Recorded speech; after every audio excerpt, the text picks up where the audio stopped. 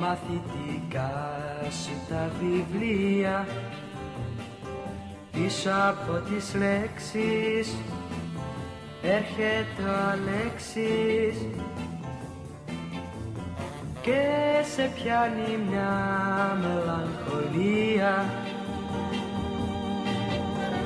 Κλείσε κοριτσάκι τα βιβλία και σε πιάνει μια μελαγχολία. Κλείσε κοριτσάκι τα βιβλία. Κάθισε στο πιάνο σου λιγάκι, μα για ποιον να παίξεις, έφυγε ο Αλέξης. Όπως το ξανθό καλοκαιράκι, κλείσε και το πιάνο κοριτσάκι. Όπως το ξανθό καλοκαιράκι, κλείσε και το πιάνο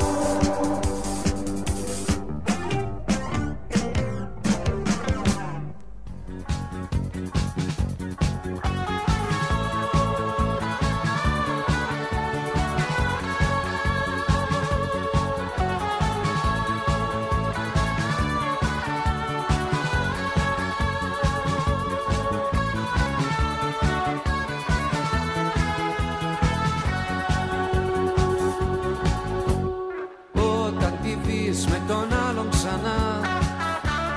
Κι αν μιλήσεις, πες της πως μ' είδες πως είμαι καλά. Και να ζήσεις μην της το πεις πως την έχασα μα την αγαπώ. Μην της το πεις πως δεν ξέχασα και για εκείνη ζω. Μην της μιλήσεις να με λυπάτε, δεν θέλω. Ίσως μια μέρα νιώσει το λάθος και έρθει. Όταν τη δεις πες της ότι μπορείς να με σώσεις. Μην της μιλήσεις, για μένα μην πεις. Μην προδώσεις, μην της το πεις πως την έχασα μα την αγαπώ. Μην της το πεις πως δεν ξέχασα και για εκείνη ζω. Μην της μιλήσεις να με λυπάτε, δεν θέλω. Ίσως μια μέρα νιώσει το λάθος και έρθει.